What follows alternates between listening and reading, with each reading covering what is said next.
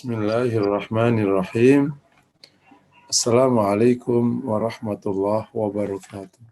Bil alamin al-malikil haqqil mubin. Asyhadu an la ilaha illallah wa anna Muhammadan abduhu wa rasuluh. Allahumma fassalli wa sallim wa barik ala nabiyyina Muhammad wa ala alihi wa sahbihi ajma'in. Amma ba'd. Jamaah majelis yang dirahmati Allah, tidak henti-hentinya kita berikan syukur kepada Allah atas semua limpahan karunia-Nya. Pada pagi hari ini Allah izinkan kita semua bisa bergabung di majelis Formula Hati. Semoga diterima Allah Subhanahu wa taala.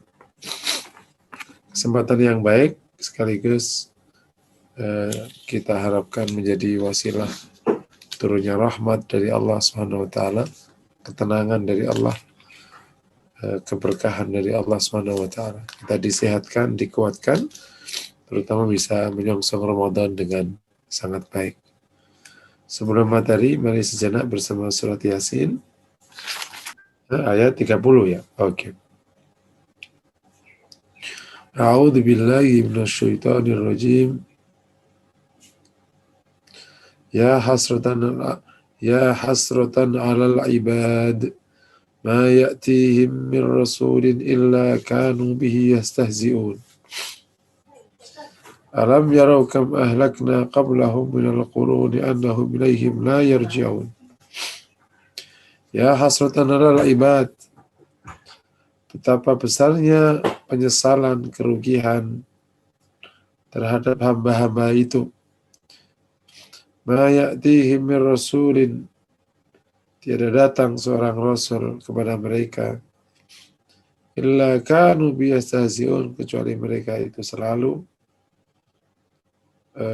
mengolok-ngoloknya. Alam yarau kam ahlakna, tidakkah mereka mengetahui, kam ahlakna qablahum minal qurun, berapa banyak kaum ya,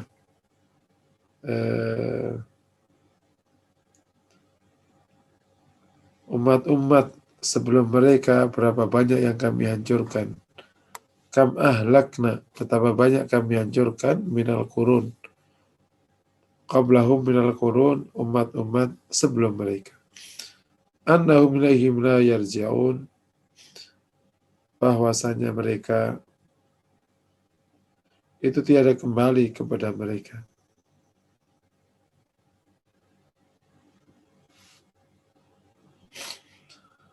Annahum ilaihim la yarji'un, bahwasanya mereka, yakni yang dihancurkan, tidak kembali kepada mereka, yakni yang sekarang lagi, yang saat turunnya ayat ini itu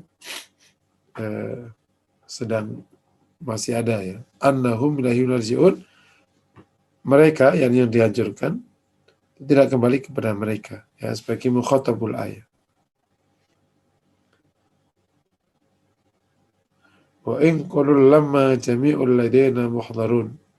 Wa in kullun, dan setiap mereka, wa in kull lamma jami'un, wa in kullun lamma jami'ul ladaina muhdharun, dan setiap mereka semuanya akan dikumpulkan lagi kepada kami. Di ayat 30, ya hasratan 'alal ibad, betapa ruginya atas hamba-hamba itu. Ma ya'tihim min rasulin illa kanu biyastahzi'un, tidak datang pada rasul kecuali mereka itu mengolok-olok.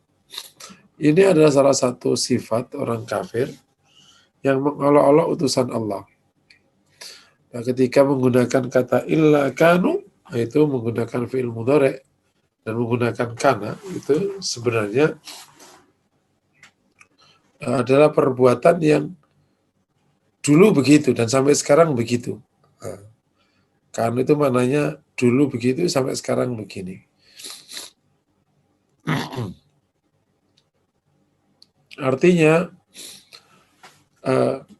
kelakuan orang-orang kafir yang selalu mengolok-olok para rasul, itu sebenarnya merugikan mereka sendiri.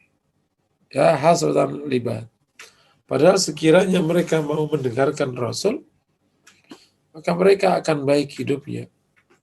Di dunia baik, dan di akhirat insya Allah baik. Malah memilih mengolok-olok para rasul. Nanti di dunia tidak baik, di akhirat juga tidak baik. Di dunia tidak baik, mereka akan tengkar sama mereka sendiri. Di akhirat tidak baik, mereka akan dapat azab dari Allah Subhanahu wa ta'ala. Ayat 30 mengajarkan bahwa salah satu sikap orang kafir itu adalah mengolok-olok Rasul. Nah, jadi kalau sekarang orang olok-olok Rasul, itu memang dari nenek moyangnya kerjanya begitu. Oleh karena itu, kita perlu memiliki sikap yang tepat terhadap hal ini. Bagaimana kehormatan Rasul terjaga, dan bagaimana justru hidayah sampai kepada mereka. Jangan sampai didahului. Ibarat kalau kita punya tetangga preman, sebelum dia memeremani kita dahului dengan dakwah dan seterusnya. Biasanya justru lebih respect ketika kita mendahului. Yang kedua, pelajarannya bahwa tindakan yang demikian itu, mengolok Rasul itu tindakan yang merugikan diri mereka sendiri. Ya, hasanal ibad. Tidak ada tindakan yang seperti ini yang menguntungkan. Mungkin tampak menguntungkan, tapi sesungguhnya itu merugikan. Tampak menguntungkan, bukan menguntungkan, hanya tampak menguntungkan. Sesungguhnya itu merugikan. Kenapa? Karena yang akan mendapatkan kerugiannya adalah mereka sendiri. Tidak ada untungnya mengelola Rasul, dan tidak ada untungnya menolak agama. Tidak ada untungnya sama sekali. Hanya memuaskan syahwat dan setan sesaat, habis itu lenyap oleh azab Allah Subhanahu wa ta'ala. Oleh karena itu diperingatkan di ayat berikutnya, yang di 31, Alam yarau kam ahlakna qablahum minal quruni annahum ilaihim la yarji'un. Apakah mereka tidak lihat itu yang olok-olok Rasul? Kam ahlakna qablahum minal qurun. Berapa banyak umat sebelum mereka yang kami hancurkan. Kam ahlakna, betapa banyak yang kami hancurkan. Qablahum minal qurun, umat sebelum mereka. Gitu. Yakni dampak dari mengolok-olok Rasul, berarti menolak Rasulullah itu, yang sudah terjadi pada umat sebelum mereka adalah Allah hancurkan mereka. Nah, di konteks ini kaum muslimin, di samping memang bertindak sesuai dengan standar dakwah, ya, yang harus bijaksana, tepat, dan lain sebagainya, harus paham ayat bahwa kita harus tahu dan yakin hasil dari semua bentuk penolakan kepada Allah itu hancur. Ayatnya kam ahlakna minal qurun. Jadi kita juga harus tenang. Istilahnya akan hancur mereka ujungnya. Yakin itu. Kam ahlakna minal quruni qablahum minal qurun. Anna ilaihim la dan anna ilaihim la yarja'un. Mereka tidak kembali lagi. Emang sudah hancur lebur binasa. Di dunia ini ada dua kerajaan besar Islam dan ada dua kerajaan kafir. Dalam arti dua kerajaan yang levelnya sedunia. Itu yang pertama adalah Sulaiman, yang kedua adalah Dzulqarnain. Kalau yang di dalam sana, yang pertama adalah Bukhtanasar, yang kedua adalah Namrud. Jadi Fir'aun sama Namrud masih gedean Namrud. Tapi keangkuhannya gedean Fir'aun, keangkuhannya. Nanti akan ditutup oleh satu kekuasaan yang besar sekali yang menggenggam dunia istilahnya. Itu adalah cucu Rasulullah, namanya Al-Mahdi, Muhammad bin Abdullah. Itu juga akan besar sekali dan waktunya sekitar 7 tahun. Karena akan tugasnya itu nanti dia akan membawa keadilan kembali di dunia. Sebelumnya nanti dibantu oleh Nabi Isa untuk menyelesaikan yang mau hampir menaklukkan dunia namanya Dajjal. Akan diselesaikan oleh Nabi Isa alaihi salam. Pelajaran dari ayat 31, kaum muslimin kita semua harus tenang karena ujung dari orang kafir adalah akan dihancurkan oleh Allah Subhanahu wa taala. Kam ahlakna qablahum minal quruni. Alam yarau kam ahlakna qablahum minal quruni. Anna ilaihim la yarji'un. Dihancurkan oleh Allah dan bangsa yang jauh lebih kuat daripada yang sekarang sekalipun sudah dibinasakan oleh Allah Subhanahu wa taala. Oleh karena itu kaum muslimin tetap harus memegang teguh agamanya, menjalankan yang wajib ia jalankan, menyampaikan kebaikan, jangan resah, jangan takut, jangan gundah, jangan langsa, jangan merasa kalah. Wala tahinu wala tahzanu wa antumul a'laun in kuntum ta'lamun. Ini pelajaran luar biasa pentingnya, semoga menginspirasi ayat 30 dan ayat 31.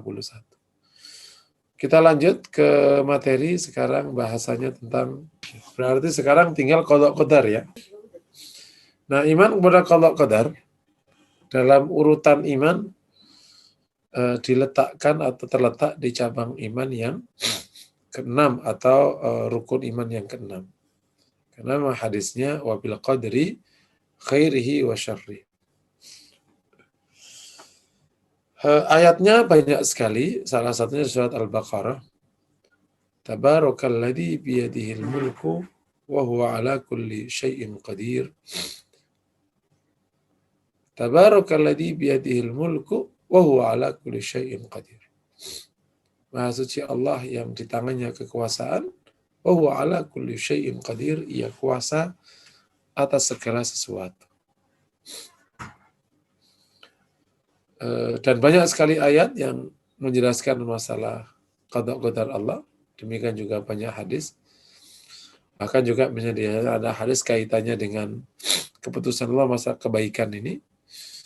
Wa inna rajula la ya'malu bi amali ahli jannah hatta ma yakunu baina wa bainaha illa dira' fasbiqu alaihi alkitab fayamalu bi ahli nar fadkhuluha. Dan sesungguhnya seorang dalam mengerjakan pekerjaan ahli surga dan tidak ada jarak antara surga dengan dia kecuali satu dhira. Fasbiqu alaihi alkitab, maka dahului keputusan Allah. Fayamalu bi amali ahli nar, maka dia mengerjakan ahli neraka. Fadkhuluha, kemudian masuk neraka. Nah, ini keputusan Allah memang mencakup segala halnya. Demikian juga sebaliknya. Inna rajula ya'malu bi amali ahli nar hatta ma yakunu bainahu wa bainaha illa dira' fasbiqu alaihi alkitab fayamalu bi amali ahli jannah fadkhuluha. Sesungguhnya orang mengerjakan pekerjaan ahli neraka sampai tidak ada jarak antara dia dengan neraka kecuali satu dira'. Didahului oleh keputusan Allah, maka ia mengerjakan pekerjaan ahli surga, maka masuk surga. Ini urusan di akhirat, urusan di dunia sama. Keputusan Allah. Walau lawit sama an-nasu ala yanfa'uka bi syai'in la yanfa'uka illa bi syai'in qad katabahu Allahu laka. Wa istama wala yadruka bi syai'in la yadruka illa bi syai'in qad katabahu Allahu alaik. Rufi al-qalam wa juffatis suhuf. Seandainya mereka bersatu padu menjatuhkan manfaat, maka sekali-kali mereka tidak akan bisa menjatuhkan manfaat kecuali dengan manfaat yang telah tetapkan untukmu. Dan seandainya mereka bersatu padu menjatuhkan satu mudarat, maka mereka tidak bisa menjatuhkan mudarat kecuali dengan suatu mudarat yang Allah tetapkan atasmu. Rafi al-qalam, pena takdir sudah diangkat. Wajufati suhuf, dan suhuf takdir itu sudah kering. Jadi udah selesai hidup ini. Nah, istilahnya gitu, udah selesai. Nah, terus nanti di mana letaknya usaha? Nah, disitulah Allah Ta'ala buka ruang. Dalam ayatnya, Innallaha la yughayyiru ma biqaumin hatta yughayyiru ma bi anfusihim. Sesungguhnya Allah tidak berubah atas apa kaum sampai mereka berubah pada diri mereka sendiri. Allah kasih ruang untuk usaha. Makanya di sana ada ayat lirrijali nasib mimma iktasabu walin nisa'i nasibun maktasaban. Bagi laki-laki mendapatkan hasil dari apa yang mereka usahakan, dan bagi wanita dapat hasil dari apa yang mereka usahakan. Oke ya, ini ayat-ayat dasar-dasar tentang masalah qada qadar. Secara bahasa, uh, uh, qada dan qada itu keputusan Allah, qadar juga keputusan, ketetapan. Jadi kalau keputusan, qadar ketetapan. Ini terjemahan bisa nggak tepat ya, tapi kita akan fokus ke istilah saja. Karena memang penerjemahan kadang tidak bisa mewakili bahasa asli. Kadang atau pemahamannya bisa nggak pas. Qadar, kalau ada qadar itu digabung, maka ada qadar, maka makna qada adalah keputusan Allah yang belum dilaksanakan. Seperti Allah memutuskan hamba ini menikah dengan fulan di tahun 2023. Ya udah, itu keputusannya. Nah sekarang mau 2021, ya belum dilaksanakan. Karena keputusannya kan di 2023. Tentu hanya Allah yang tahu keputusannya. Cuma ini kan memahamkan saja. Bayi ini lahir tahun 2024. Ya kan belum. Itu namanya qada. Kalau qadar, keputusan Allah sudah dilaksanakan. Si fulan mati di tahun 2020. Nah, sudah terjadi. Orang ini cerai di tahun 2019. Nah, ada terjadi ya. Itu namanya qadar. Tetapi kalau qada dan qadar ini menggunakan bahasa satu, qadar, ya maka qada sama qadar ya dianggap satu maknanya. Nggak perlu dibeda-bedakan gitu. Ini qadanya Allah, ini qadarnya Allah. Ya, sama aja. Baru bisa berbeda ketika digandengkan. Qadar ini apa, qada ini apa. Tapi kalau digunakan satu, ya itu sudah mencakup yang lain. Karena itu semua keputusan Allah SWT. Baik yang sudah dijalankan atau yang belum dijalankan. Nah, iman kepada qada qadar maknanya adalah kepercayaan yang mendalam, yang tiada keraguan di dalamnya, bahwa Allah menetapkan keputusannya, menetapkan qada dan qadarnya sesuai dengan kehendaknya. Dan seluruh makhluk tunduk kepada keputusan Allah ini. Tidak ada yang bisa menolak keputusan Allah. La mubaddila li kalimatillah. Nah, dalam konteks ini kita perlu memahami dengan baik urusan qada qadar ini dan kaitannya dengan usaha manusia. Oke ya, itu secara dasar sudah, maknanya sudah ya. Nah, poin ketiga, 3 kaidah memahami qada qadar dan hubungannya dengan usaha manusia. Tapi sebelum saya bahas lanjut, kalau ada pertanyaan dipersilakan. Makanya saya ulangi lagi, makanya ada hadis la yuraddul qada illa du'a wal bir. Tidaklah qada itu bisa dimintai perubahannya atau enggak ditolak kecuali oleh doa dan bir. Doa dan berbuat baik. Insya Allah bisa merubah qada Allah. Makanya kenapa? Karena belum dilaksanakan. Gitu. Makanya ada doa di kunut, wa qina birahmatika syarra ma qadait. Jagalah kami dengan rahmatmu dari buruk keburukan apa yang kau putuskan, atau keputusan buruk Atau syarra ma qadait, hal buruk yang kau putuskan atas kami. Ya, kira-kira gitu. Jagalah kami dengan rahmat-Mu dari hal buruk yang kau putuskan atas kami. Misalnya ada keputusannya jatuh. Nah, kita berdoa, alhamdulillah, jadi nggak jadi jatuh. Nah, gitu itu contoh. Karena apa? Ya kan belum dilaksanakan. Nah, sehingga mungkin bagi Allah merubah qadanya. Makanya ada istilah meminta perubahan qada kepada Allah. Mungkin. Gitu. Karena itu ada doa tadi itu. Oke, ada pertanyaan? Pemahamannya sudah ya? Qada kita sudah paham ya? Lanjut, Bu Yuli. Oh, bentar. Tadi nggak ada soalnya. Siapa ya ini? Ya, karena nggak ada raise hand, jadi saya nggak lihat. Monggo silakan. Assalamualaikum Pak Ustadz. Bu Dwi, Dianingku Pak Ustadz. Oke. Mohon nasihatnya nih Pak Ustadz. Apakah ini kodo atau qadar Pak Ustadz? Ketika seiring berjalannya usia yang sudah tidak muda lagi nih Pak Ustadz, seringkali merasakan sakit yang bergantian Pak Ustadz. Entah itu sakit gigi, setelah itu lutut, setelah itu lambung, setelah itu mata, itu gantian aja Pak Ustadz sakitnya.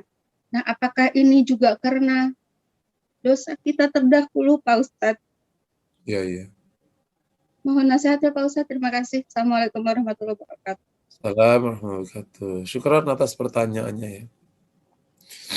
Ini memang yang pertama dari sudut bahasan kita, qadar, ya kita harus tambah sabarnya, tambah menerimanya, dan tambah imannya.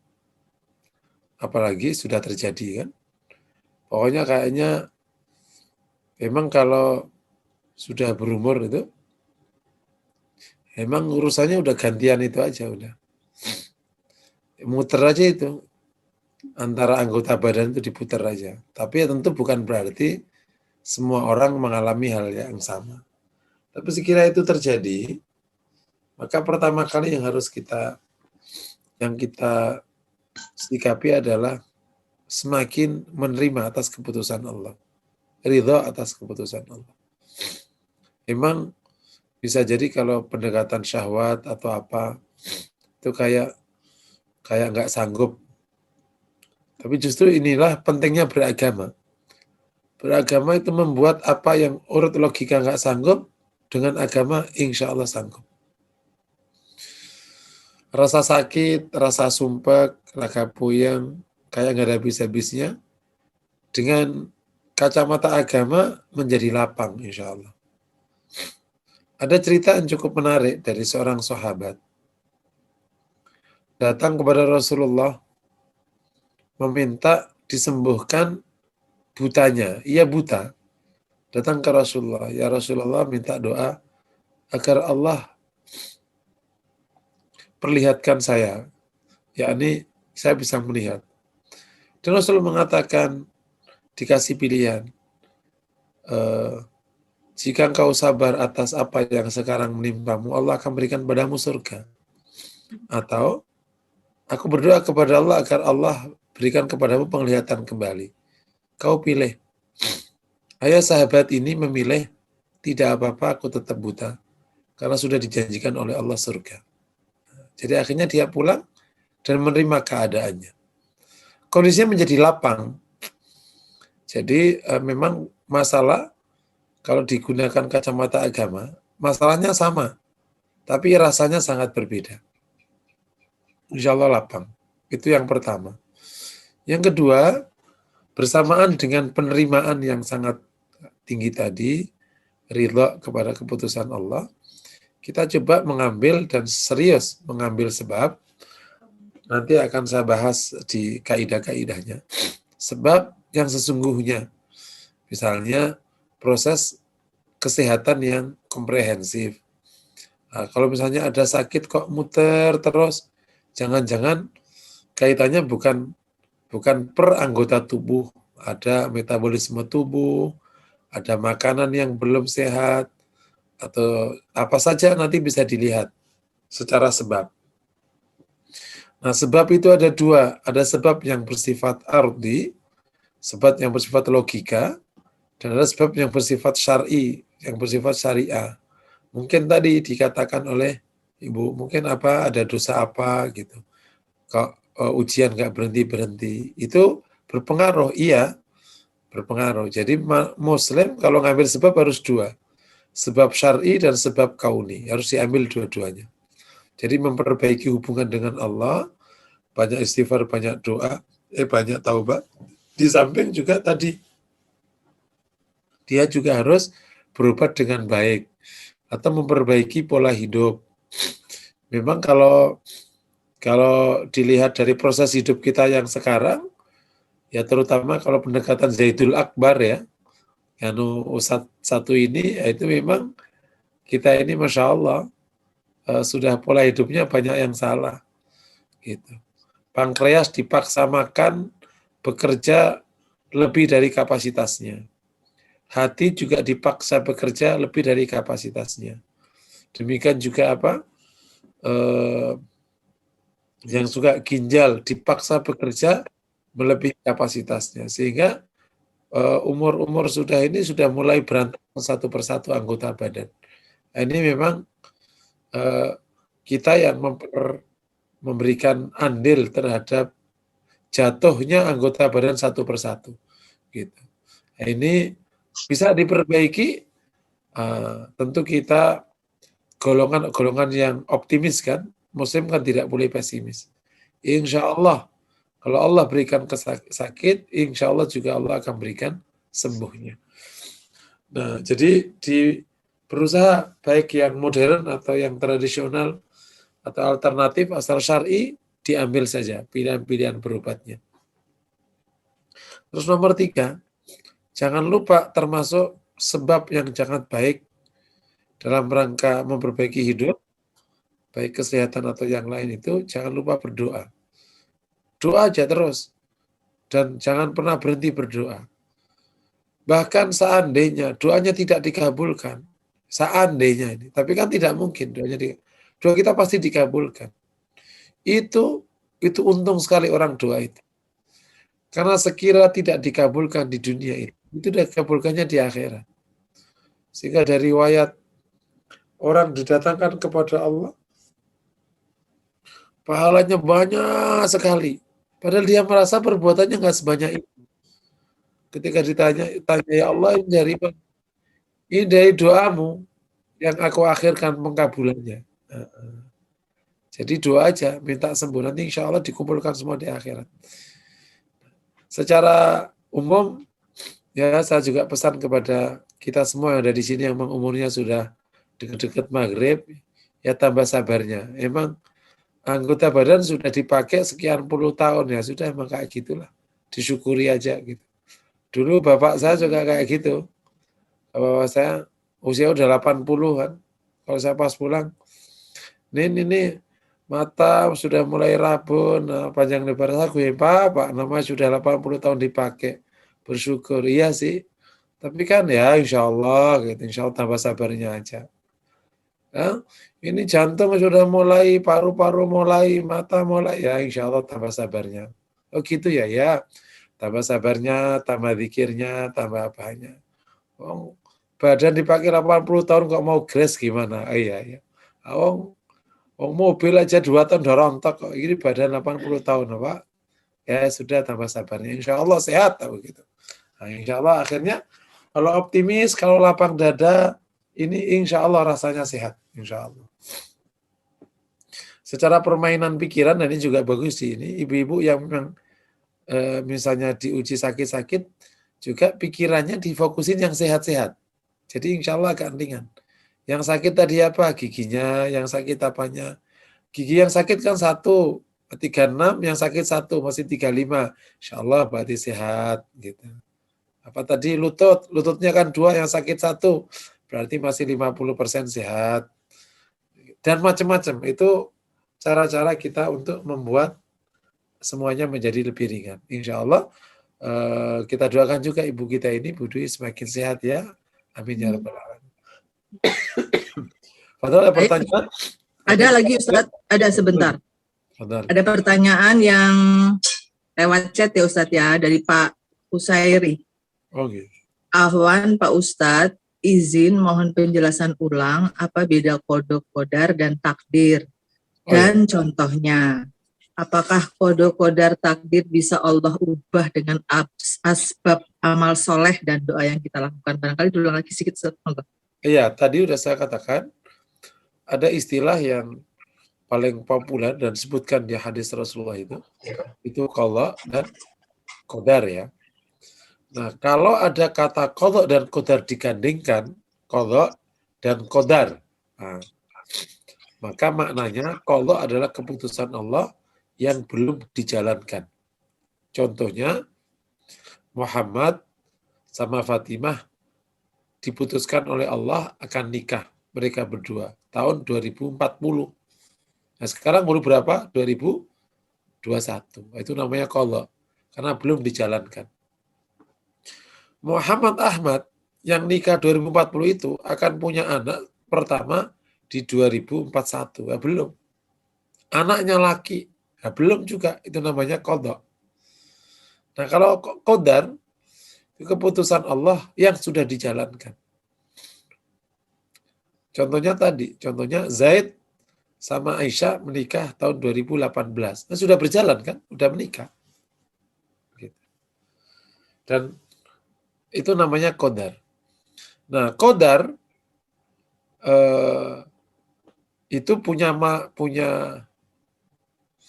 masdar namanya takdir. Kan qaddara yuqaddiru taqdiran. Nah, makanya akhirnya menjadi bahasa takdir. Tapi juga takdir sama qadar itu sama. Cuman beda masdar aja. Ada itu beda dari sudut fi'il madinya. Kalau qadar itu dari qadaro, kalau takdir dari qaddar. Itu secara istilah sama. Kalau contohnya ya sama, berarti contoh takdir sama contoh qadar ya sama. Apakah qadar bisa dirubah? Tidak bisa. Kalau qadar nggak bisa dirubah, kan sudah terjadi. Tadi Zaid Aisyah menikah tahun 2018. Ya menikah sudah. Dirubah tidak menikah. Ya Aisyah udah terjadi. Paham ya? Nah, orang Aisyah ini kalau orang Depok namanya ora bisa. Ora bisa. Nah, itu orang Depok. Betawi Depok beda dengan Betawi Kuningan ya. Jadi di kompleks saya ada kampung kupu namanya, kalau ngomong ora bisa. Ora bisa. Nah, tapi kalau qadha gimana? Itu yang ditegaskan sama Rasulullah. La yuratul qadha la du'a wal bir. Tidaklah qadha bisa dirubah kecuali oleh doa dan perbuatan baik. Kenapa? Bukan berarti doa yang rubah, karena Allah bisa ngerubah, karena kan belum dijalankan. Misalnya nih kan, ya yang tahu Allah, cuma ini hanya contoh saja. Fatimah nikah sama Umar. Kita berdoa semoga Fatimah ini nikah sama Zaid. Karena Zaid ini anak kita. Ya Allah, ini bocah kok solihah sekali, semoga jodoh sama anakku. Gitu. Nah, kita doa. Nah, semoga Allah akan berikan. Atau ada keputusannya, misalnya keputusannya anak kita Zaid, itu keputusannya nikah sama apa itu yang namanya enggak itu loh, Nora gitu. Ya, anaknya naudzubillah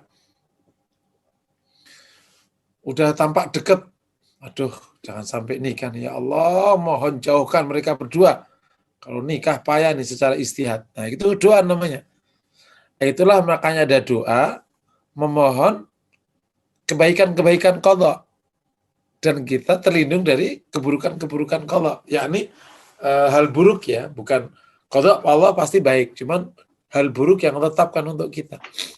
Makanya ada doa di doa kunut tuh, doa kunut witir. Wakina birahmatika syarma qadait. Kadang kalau banyak berdoa nggak paham. Padahal doa ini penting sekali. Doa ini penting sekali. Wakina birahmatika syarma qadait.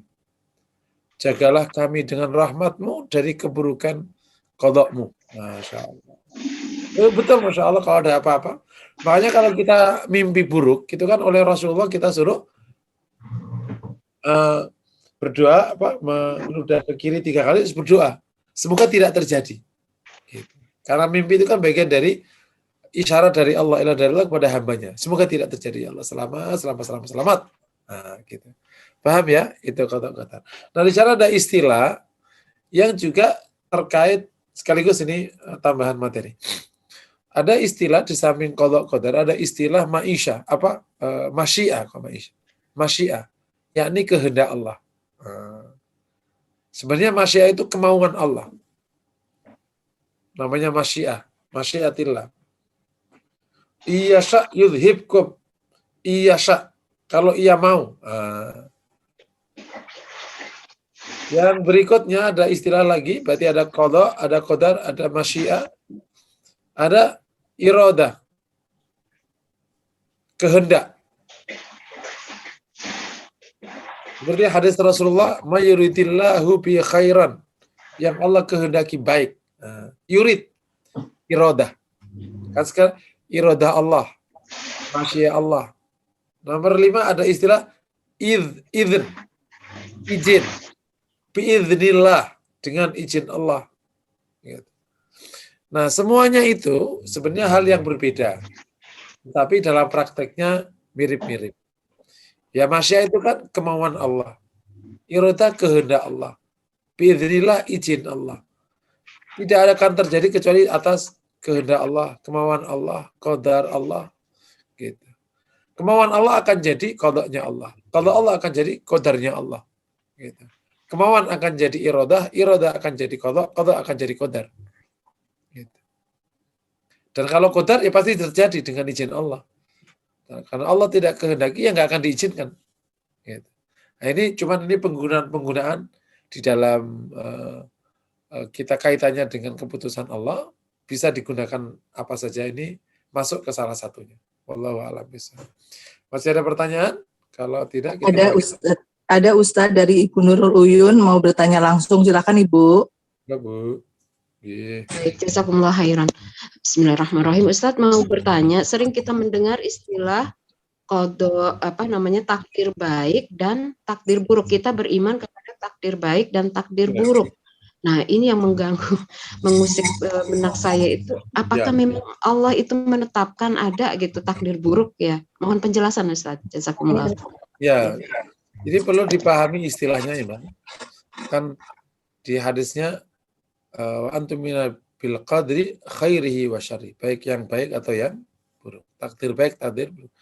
Takdir baik sama buruk ini adalah baik buruk di versi manusia. Bukan versinya Allah. Kalau keputusan Allah semua baik. Cuman kalau dari Allah semuanya baik. Cuman istilah baik buruk ini maknanya adalah contoh, kaya itu baik, miskin itu buruk. Gitu. Paham ya? Miskin itu buruk.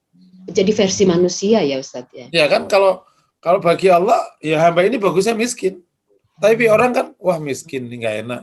Nah, maksudnya buruk itu ya nggak enak lah, gampangannya gitu. Kalau mau diterjemahkan gampangnya itu, baik takdir yang enak atau takdir yang nggak enak. Gitu. Itu paling, misalnya gampangnya gitu.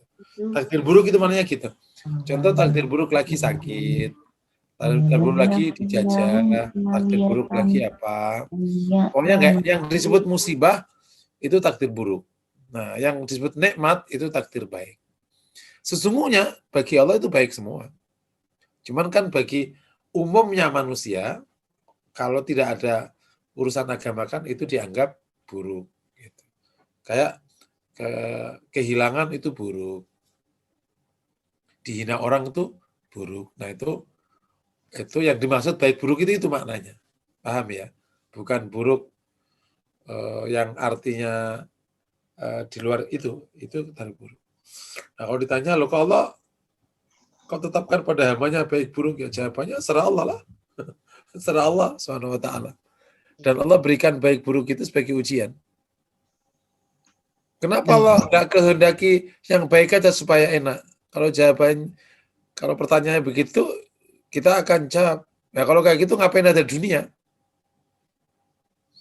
Ya kalau mau membuat paham bab ini paling gampang, ya soal itu kan ada yang gampang, ada yang sulit, ya itulah kira-kira. Ya kalau yang ngapain sih bikin soal yang sulit-sulit?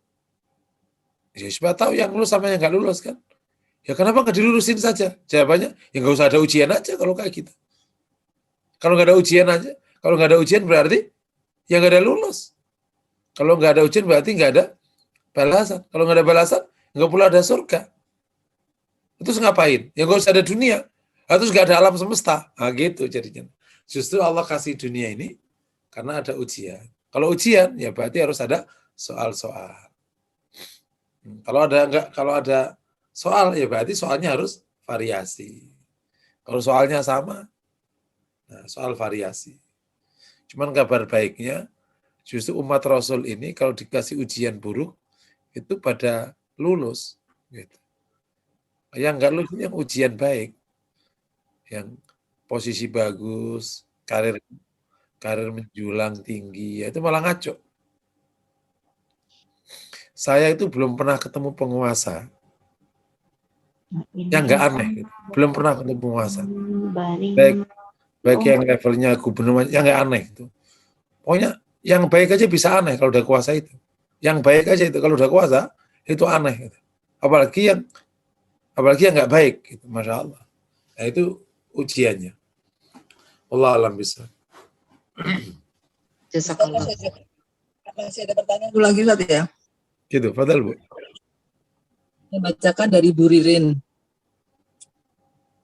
Okay. Ustadz, begitu juga dengan kode Allah tentang seorang hamba yang masuk surga neraka ya Ustadz. Jika kode masuk neraka, namun ia selalu berdoa minta perlindungan Allah dari azab neraka dan melakukan amal soleh, maka dengan izin Allah bisa berubah hingga masuk surga. Betulkah begitu? Insyaallah. Lalu pertanyaannya, bagaimana kita memahami kaitannya dengan pendapat seorang ahli surga, maka Allah akan beri hidayah ia untuk melakukan amal ahli surga. Sebaiknya ahli neraka, maka Allah akan mudahkan dia melakukan amalan penghuni neraka. Mohon pencerahan Ustaz. Oke, tadi benar tuh. Pokoknya di depan kita itu ada kewajiban untuk jadi orang baik. Ya udah jadi orang baik. Insya Allah nanti masuk surga. Kan kita nggak tahu keputusan Allah terhadap kita itu apa.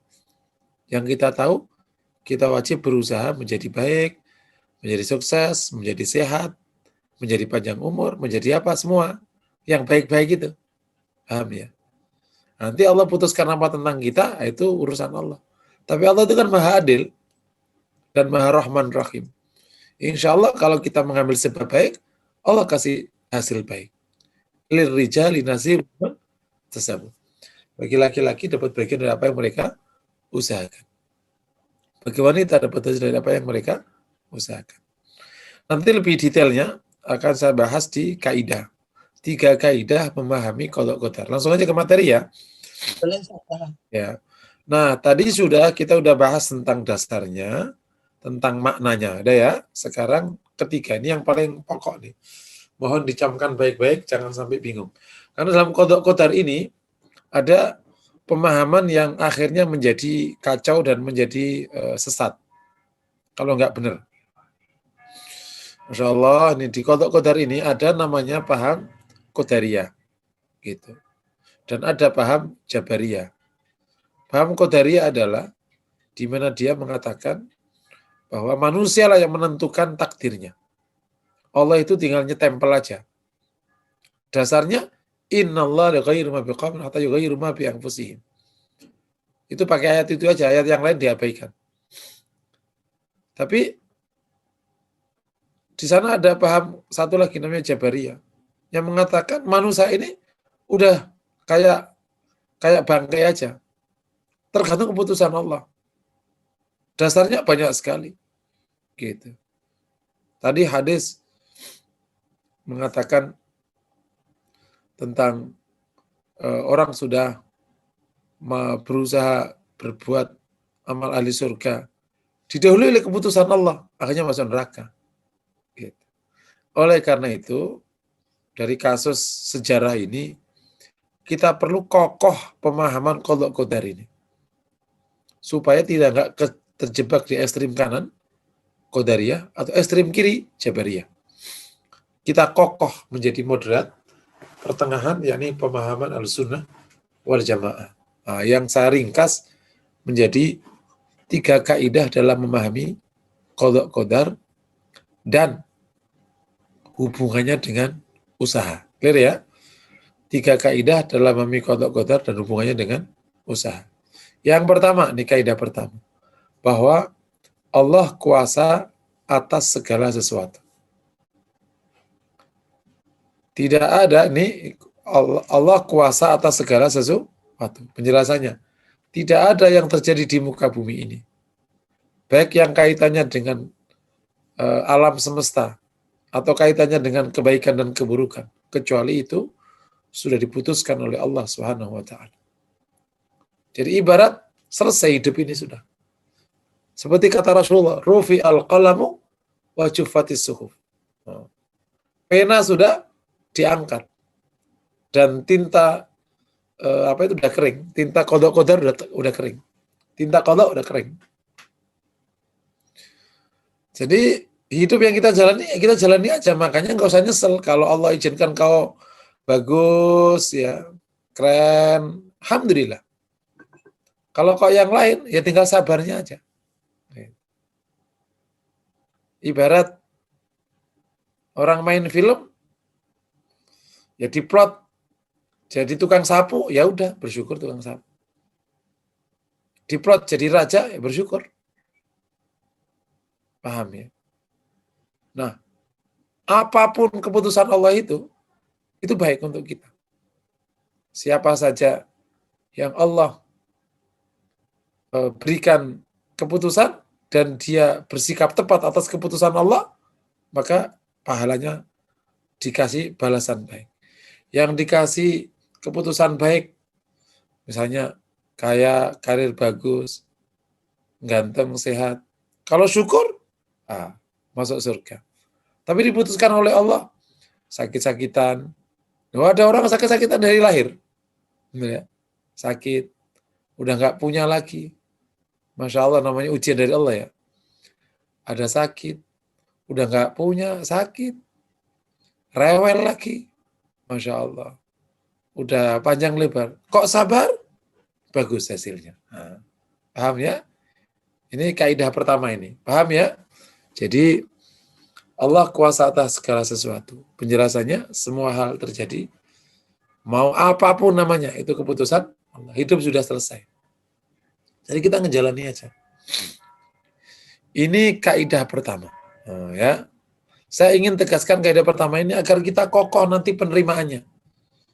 Ini yang sering disebut oleh orang Jawa itu, kita ini kayak wayang. Tergantung mau dilakonkan apa oleh dalam. Terserah Allah melakonkan kita apa. Dan ini menarik di kaidah pertama ini, bukti lapangannya banyak. Berapa persen cita-cita yang kau dapat wujudkan dan berapa persen yang belum kau wujudkan. Yang menarik di konteks pernikahan itu, surveinya 54% orang tidak puas dengan pasangannya. Semoga yang di sini enggak lah. Itu survei. 54% orang itu tidak mendapatkan pasangan idealnya.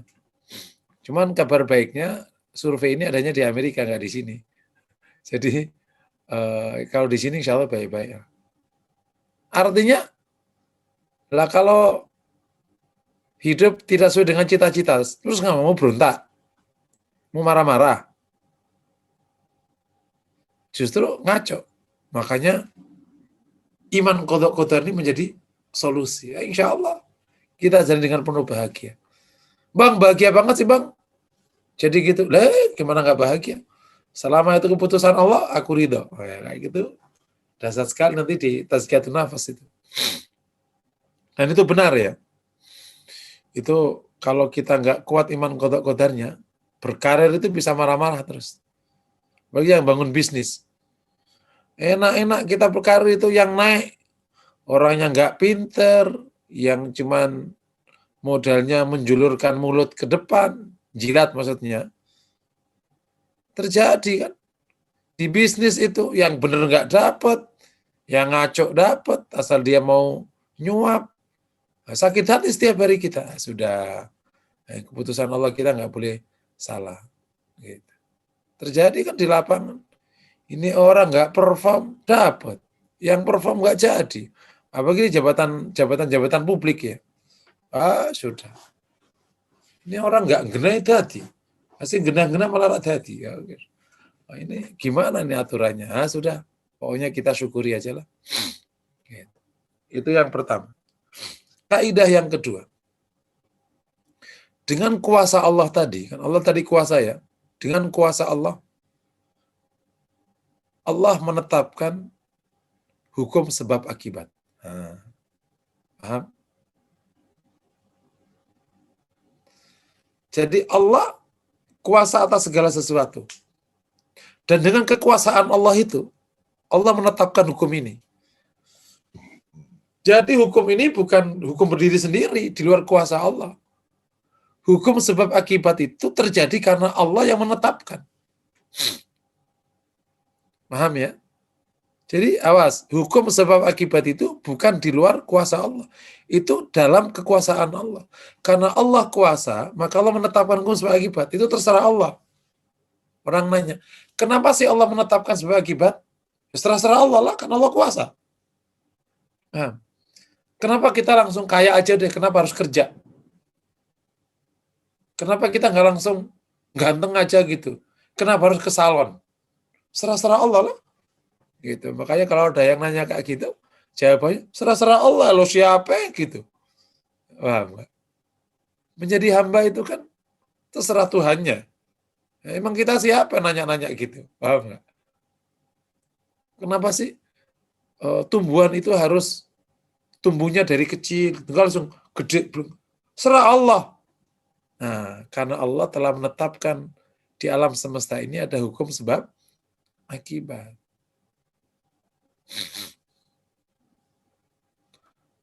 Paham ya? Jadi oleh karena itu, jadi sebab akibat itu adalah keputusan Allah ya. Oleh karena itu, manusia wajib mengambil sebab dengan sempurna. Ya. Dan wajib menyerahkan urusan dan ridho atas keputusan Allah dengan sempurna. Jadi ada 3, nomor 3 ini ada oleh karena itu, manusia wajib mengambil sebab dengan sempurna, menyerahkan urusan kepada Allah dengan sempurna, dan ridho atas keputusan Allah. Masya Allah. Nah, nomor 3 itulah hasil. Apa? Mengambil sebab dengan sempurna. Terus menyerahkan kepada Allah sempurna. Nah, mengambil sebab sama menyerahkan urusan itu kalau digabung namanya tawakal. Gitu. Kalau hanya mengambil sebab belum tawakal. Menyerahkan urusan saja belum tawakal. Mengambil sebab dengan sempurna, menyerahkan urusan kepada Allah dengan sempurna, dan ridho atas keputusan Allah. Nah, ini yang terakhir, ridho. Yang kita selalu baca, raditu billahi rabba. Ridho, ya Allah saya ridho kepadamu sebagai pemutus perkara kami. Rabb itu kan pemutus perkara kami. Rabb yang mengurus, yang menciptakan, yang menyediakan semuanya, itu namanya Rabb. Ridho, pemutus perkara kami Allah ridho. Kenapa? Karena Allah Maha Rahman, Maha Rahim.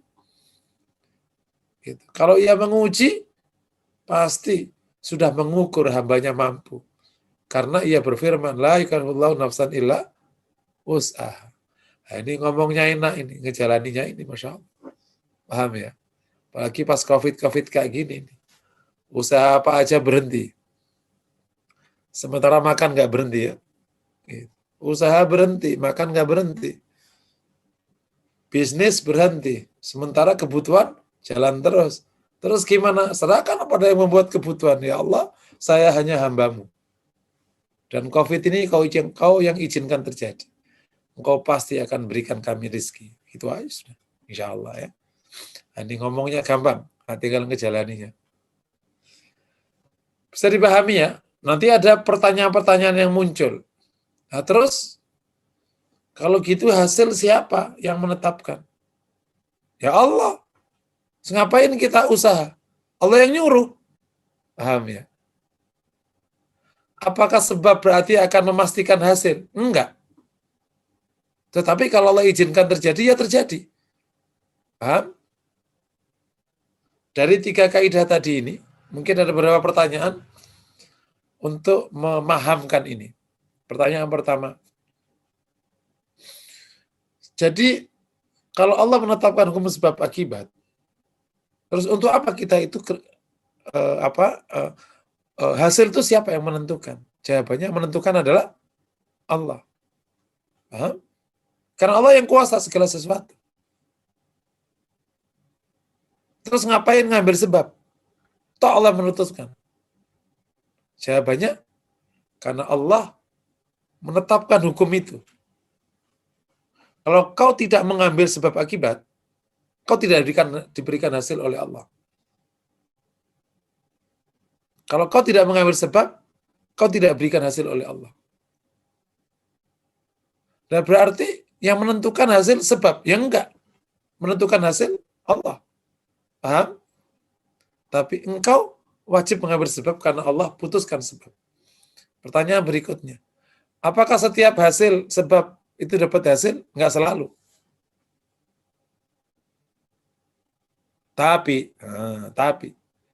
karena Allah Maha Rahman dan Maha Rahim, dan Allah itu Maha Adil, siapa saja yang mengambil sebab baik, Allah kasih hasil baik. Siapa saja yang sebabnya kurang baik, ya Allah kasih hasil sesuai dengan usahanya. Itulah ayat Allah, lirrijali nasibum mimma iktasabu walin nisa'i nasibum iktasaban. Bagi laki-laki dapat hasil dari apa yang ia kinerjakan, dan bagi wanita dapat hasil dari apa yang ia kinerjakan. Bisa dipahami ya? Bisa dipahami insya Allah? Oke, sampai poin ini. Kalau ada pertanyaan, dipersilakan. Ada Ustadz, sebentar Ustadz saya bacakan. Oke, pokoknya harus paham benar ya, harus paham benar. Jangan sampai di poin ini 3 kaidah ini masih bingung. Tanya aja sampai clear, karena nanti menjadi sikap konstan dari kita. Padahal. Mohon izin bertanya lagi.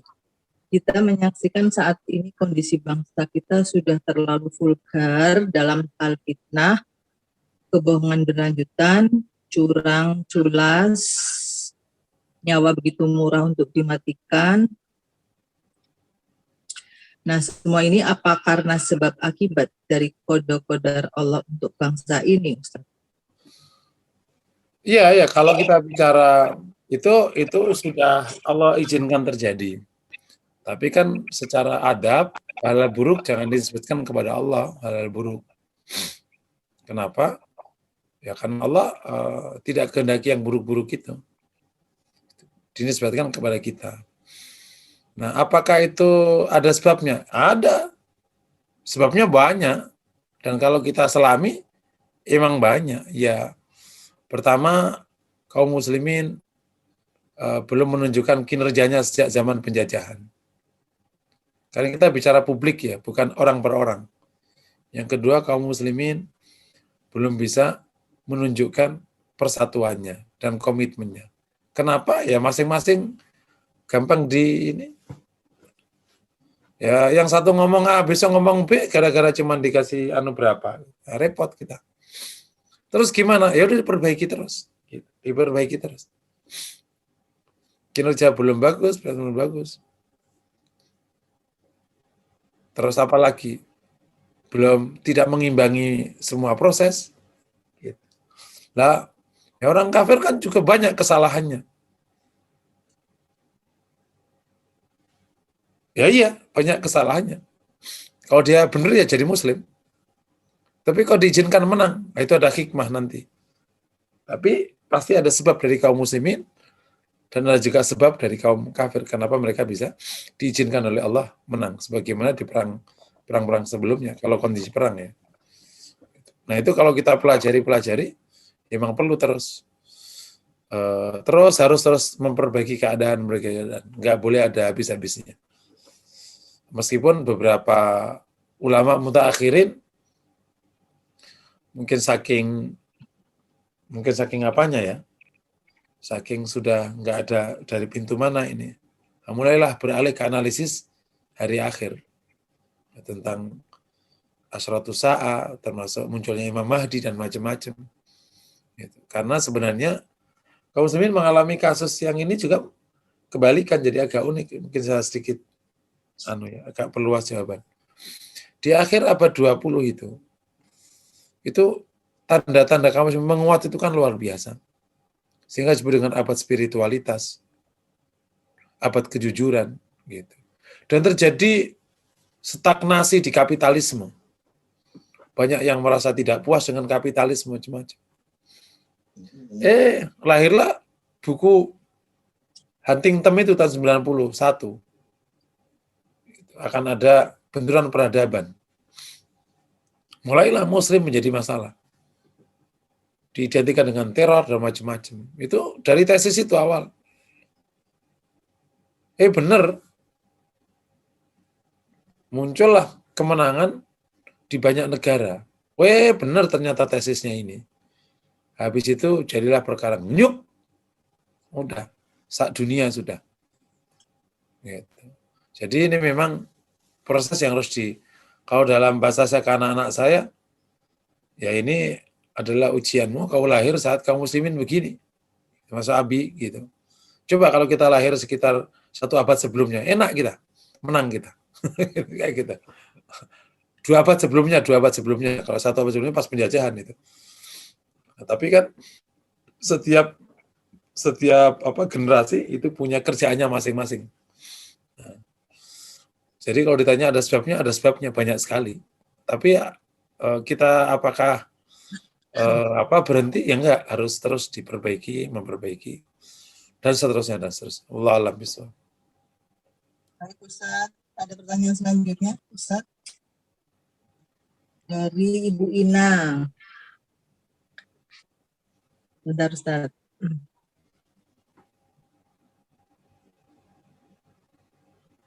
Maaf. Mohon izin bertanya. Tawakal itu diletakkan di awal atau di akhir dari sebuah tindakan Ustaz? Oke, tawakal itu diletakkan di awal. Persis setelah azam. Azam itu niat ya. Keinginan kuat, bukan niat. Dasarnya fa'idha azamta fatawakal Allah. Kalau ke azam, tawakallah kepada Allah. Karena tawakal itu isinya kan 2. Usaha dan menyerahkan. Nah, ya. Makanya waktu ada niat, maka usaha dan menyerahkan langsung jadi satu. Nah, itu indah sekali hasilnya. Wallahu a'lam bishawab. Jangan menyerahkan setelah usaha. Ya nanti kalau berhasil nggak usah menyerahkan. Kan biasanya masyarakat gimana bro? Wah udah pusing, udah tawakal aja dah. Nah kan kalau pusing baru tawakal. Gimana bro? Tenang, semuanya beres dalam kendali saya. Kalau satu ron beres, kan nggak tawakal kan jadinya, kan udah merasa beres. Gitu. Jadi kalau pemahamannya keliru itu sebenarnya kalau pemahaman itu kalau keliru dibalik itu pasti keliru. Makanya kalau ingin mengetes sebuah logika itu dibalik aja. Kalau dibalik nggak kuat, ya berarti nggak kuat itu premisnya. Berarti kan kalau orang kayak gitu ngomong gini, Tuhan, sorry ya, saya nggak jadi menyerahkan kepadamu nih karena udah berhasil gue. Gitu. Kan sombong namanya nggak? Akhirnya datang lagi, Tuhan, ini urusannya nggak beres nih, udah terserah engkau deh, loh kan? Jadi kalau berhasil lupa Tuhannya jadinya. Nah, gitu. Allah alam bisa. Pertanyaan selanjutnya dari Bu Haini Nur. Ustadz mohon penjelasan Al-Hijr ayat 21. bahwa Allah menurunkan sesuatu melainkan dengan ukuran tertentu. Atau surat Al-Furqan ayat 2. Bagaimana pengertian qadar di situ? Mesti dibaca dulu nih ayatnya ya Ustaz. Dibaca betul. Mungkin Pak Agung bisa Tolong Pak Agung. apa? Tadi Al-Hijr 15, surat 15 21 sama 25 ayat 2. Al-Hijr ayat 15 ya. Ini yang 15 21 udah Ustaz. Oke. Tidak ada suatu pun melainkan pada sisi kamilah hasanahnya. Dan kami tidak menurunkannya melainkan dengan ukuran yang tertentu. Iya benar. Itu yang lalu Ya, yang terus apa lagi? Yang satunya belum, Furqan 25 ayat 2 Pak Agung. Al-Furqan ayat 2. Ya, ayat 2.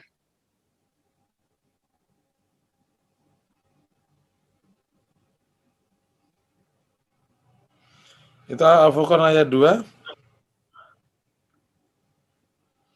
Bunyinya Yang kepunyaannya lah kerajaan langit dan bumi. ya. Walam yattakhidh wa khalaqa kulla syai'in faqaddarahu taqdira. Ya, terus pertanyaannya apa? Pertanyaannya, bagaimana menurut Ustadz pengertian qadar di situ, qadar di yang Al-Furqan tadi Ustadz? Oh iya, itu kan kalau faqaddara taqdira maka Allah berikan ukuran sesuai dengan ukuran yang tepat. Itu salah satu bentuk makna takdir gitu. Ada ukuran. Yang keputusan Allah itu apa namanya? Kan kalau dalam bahasa tadi wa antum mina bil qadri, qadar.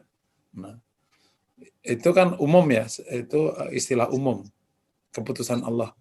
Tapi kalau di ayat ini menggunakan Allah memberikan ukuran, yaitu salah satu bentuk keputusan Allah. Gitu. Faqaddarahu taqdira.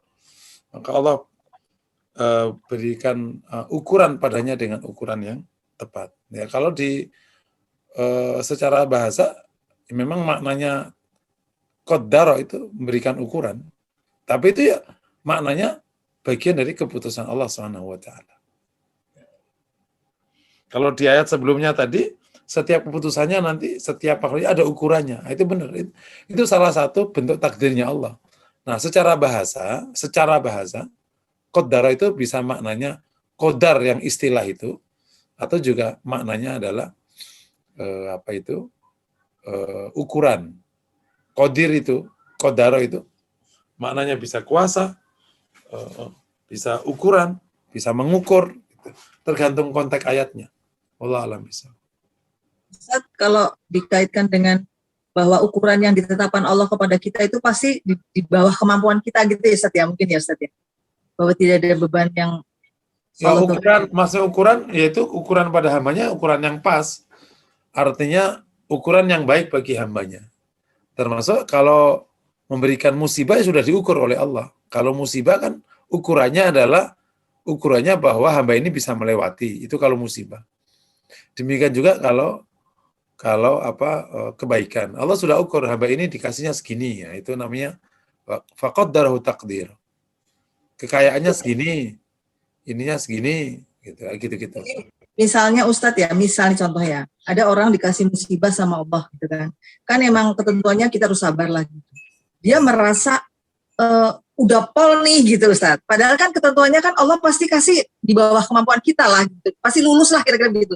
Itu gimana dilema itu memaknainya kita tuh kapan selesai gitu Ustadz? Itu gimana? Kapan selesainya? Itu mirip setiap orang sebenarnya kakinya bisa jalan. Kenapa kok ada orang kakinya nggak jalan? Ya karena nggak latihan. Dari kecil digendong mulu. Kejadian loh Pak, bener tuh. Jadi saking sayangnya maknya, anak ini digendong kemana-mana. Akhirnya lambat jalannya. Loh, anakmu kok berangkat aja belum? Iya kasihan, daripada jatuh sayang. Akhirnya malah nggak jalan-jalan. Sebenarnya manusia mampu melewati masalah tadi. Tapi karena nggak latihan, akhirnya nggak melewati. Gitu. Saya berikan contoh ini ya, contoh. ini bahasa yang apa namanya? Saya sering dapati bagi orang yang lambat menikah. Ini contoh kecil ya, ini hanya contoh, bukan berarti ini. Ulang ada umur 40 datang ke saya, saat ini gimana gitu. Ya udah nikah aja. Siapa Ustaz? Ya dari istri ketiga, keempat, yang penting nikah. Nggak cocok cerai. Ustaz sembarangan aja. Saya ingin hancurkan ketakutannya itu. Ini kan contoh. Terus Ustaz nggak mungkin lah jadi istri kedua atau ketiga. Gimana? Lah itu kan, ya, lah itu ada orang Malaysia pada bisa, ada orang bisa. Kenapa kau nggak bisa? Karena kamu nggak latihan, ada beban sosial macam-macam. Mereka bisa di jalan, itu orang itu bisa. Itu contoh. Terus ada orang habis kemudian usaha bangkrut terus sakit. Lah itu orang bangkrut 4 kali nggak kenapa-kenapa. Kenapa kok jadi kenapa-kenapa? Paham ya? Jadi itu contoh hal yang sebenarnya itu biasa menjadi sangat berat karena tidak latihan. Hal yang berat begitu latihan kuat juga. Nah, itu yang saya katakan tadi. Kayaknya kok nggak ada habis-habisnya. Iya, nggak ada habisnya menurutmu. Padahal menurut orang lain masih biasa aja itu. Karena ada jutaan orang yang lebih berat daripadamu. Jadi kalau ditanya, kalau kita merasa tidak mampu melewati, bukan karena kita nggak mau melewati, karena kita tidak mau melewati. Karena kita belum latihan. Allah a'lam bishawab. Ustadz, saya lihat lagi ya pertanyaan berikutnya ya Ustadz ya. Ibu Buati, Ustadz. Jadi alasan manusia mengambil sebab simpel saja ya Ustadz, menjalankan perintah Allah dan berprasangka baik kepada Allah. Apakah betul Ustadz? Ya boleh begitu, tapi ya nggak sesimpel itu, cuman itu boleh aja. Itu memudahkan kita paham aja. Jadi sebenarnya kenapa ngambil sebab itu dua alasannya. Pertama karena itu memang hukum Allah yang akan mendatangkan hasil, itu hukum Allah yang akan mendatangkan hasil, kita harus ngambil sebab. Yang kedua itu perintah Allah yang akan berpahala kalau kita menjalankan itu. Jadi dua sebenarnya lebih tepatnya. Karena itu memang hukum Allah, ketetapan Allah yang akan mendatangkan hasil baik. Yang kedua, karena itu perintah Allah yang insya Allah akan mendatangkan pahala. Jadi satu sisi usaha itu menjadi proses menuju hasil, satu sisi itu adalah amal soleh. Nah, makanya kalau bagi mukmin, kalau ngambil sebab kok akhirnya belum ketemu hasil, nggak apa-apa, itu sudah berpahala. Suami nyari nafkah nggak dapat, insya Allah berpahala. Gitu. Kan nggak semua nyari nafkah dapatnya banyak kan? Mas, berapa? Ya cuma dapat 50.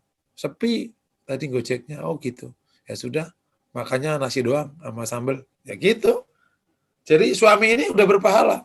Bisa jadi pahalanya lebih banyak daripada yang kerjanya dari rumah, gajinya besar itu.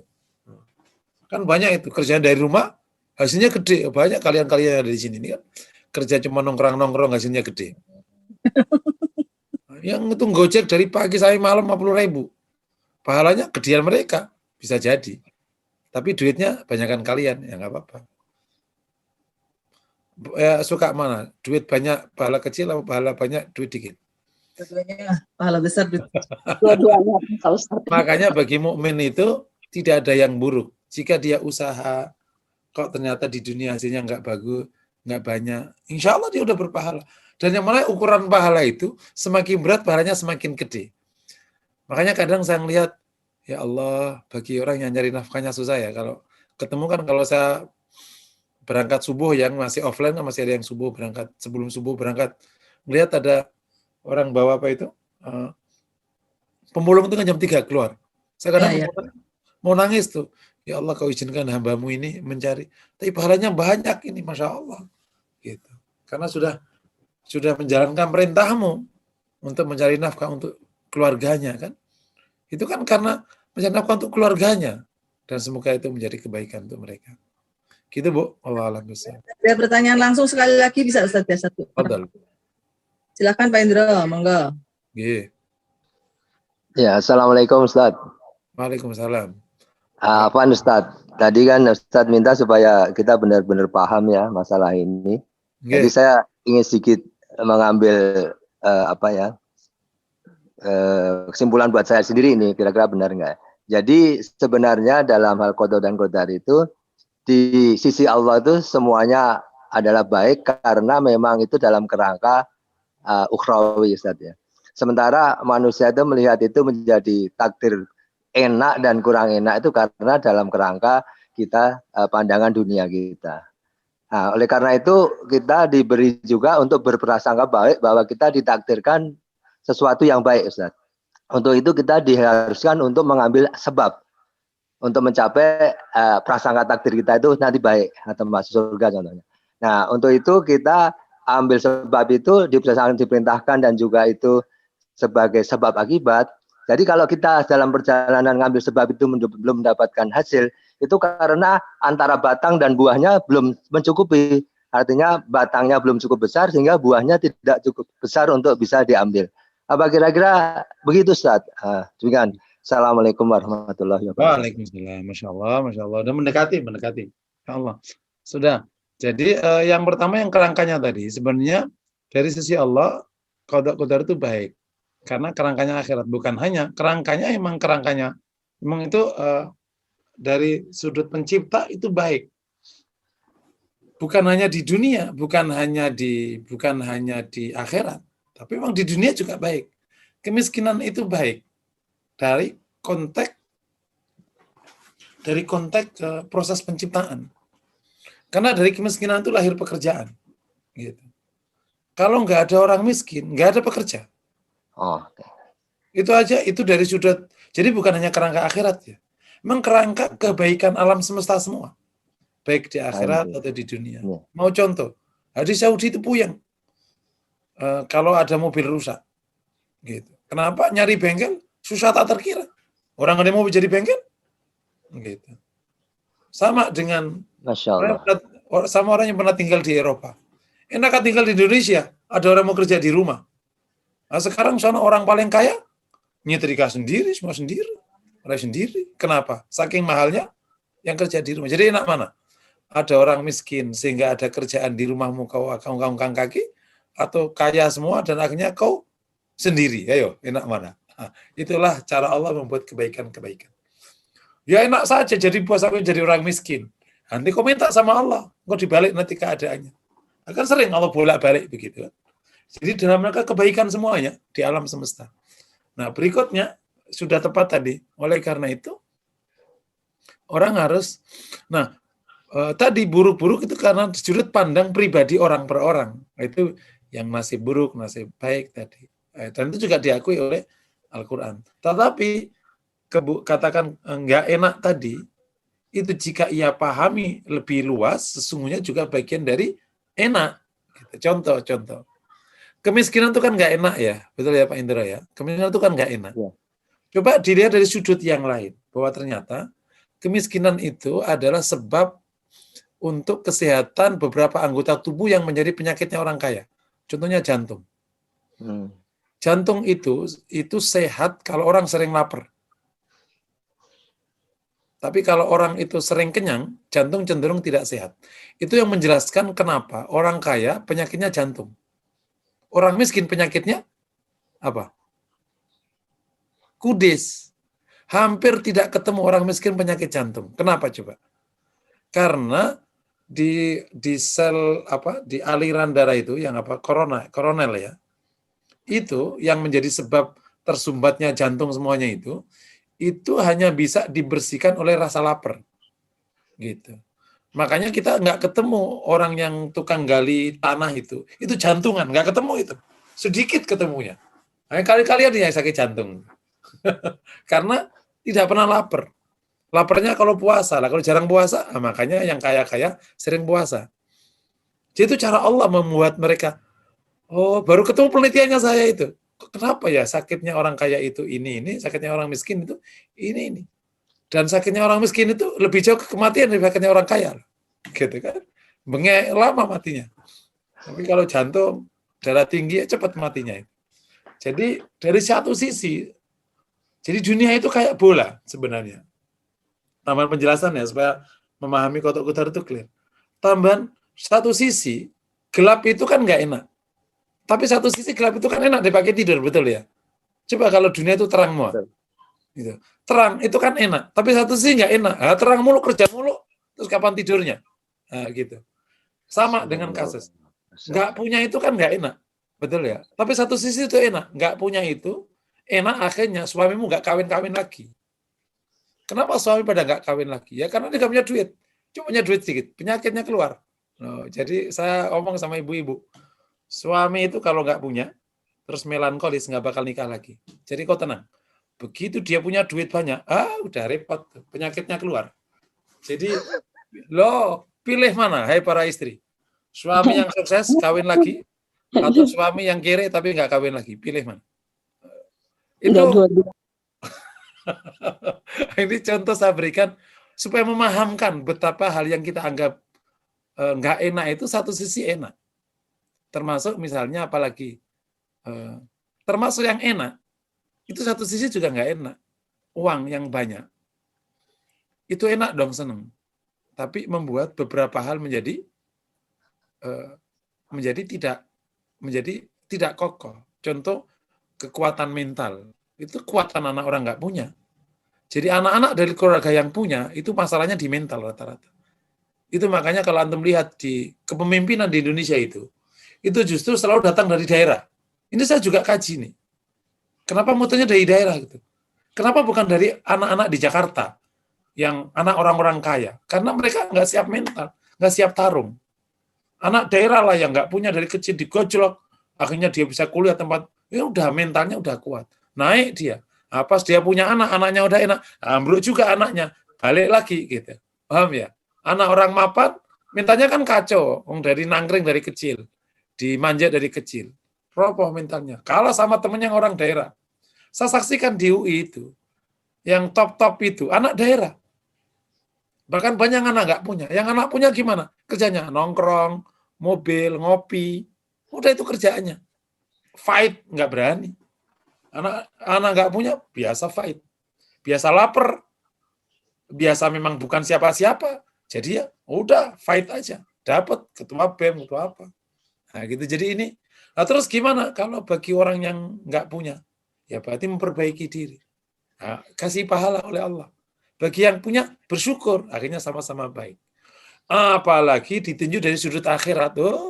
Musibah itu fadilah. Orang miskin masuk surga lebih dulu daripada orang kaya. Ayo enakan mana? Kau kaya, surgamu terlambat. Kau miskin, surgamu awal. Pilih mana? Ini cara Allah membuat setiap keputusan itu baik. Emang kau tidak dikasih duit di dunia, tapi kau didahulukan dapatmu di akhirat. Padahal satu hari di akhirat itu sama saya 1000 tahun di dunia. No. Padahal orang miskin hanya mengalami kemiskinan cuma 63 tahun.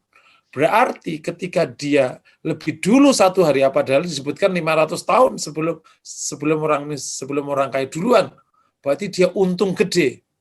Jadi milih mana, miskin apa kaya? Jadi kebaikan tidak ada yang buruk bagi manusia kalau dari sudut Allah. Gitu. Paham ya? Tapi kalau gitu aku milih yang buruk, nggak boleh. Kenapa? Allah yang, Rasul yang larang. La tataman liqa'al adu. Jangan kau berharap ketemu musuh. Tapi kalau ketemu, sabar. Jadi jangan berdoa, ya Allah aku minta miskin supaya cepat masuk surga. Nggak gitu, nggak boleh. Tapi doanya, aghnina bihalalik, nas'alukal huda, wattuqa wal ghina. Minta kaya, minta apa. Tapi kaya yang membuat amal soleh. Terus gimana? Nggak apa-apa lambat. Tapi surgaku paling tinggi. Kenapa? Amal solehku banyak. Nah gitu. Cara berpikirnya selalu seimbang. Mirip rumah dekat masjid sama rumah jauh dari masjid. Yang jauh nggak enak kan? Tapi diganti oleh Allah setiap langkah satu kebaikan. Yang dekat, terus gimana? Kau tunggu di masjid. Nah, itu contoh-contoh aja. Jadi tadi udah bagus. Jadi baik buruk memang dari manusia, tapi sungguhnya itu baik kalau kita paham. Oleh karena itu, tadi waktu ngambil sebab itu 2 ya. Sebab itu dalam rangka memenuhi hukum Allah supaya dapat hasil bagus tadi. Kenapa belum berbuah? Ya berarti memang diperbaiki aja terus batangnya. Tapi yang kedua juga dalam rangka memenuhi perintah Allah supaya dapat pahala.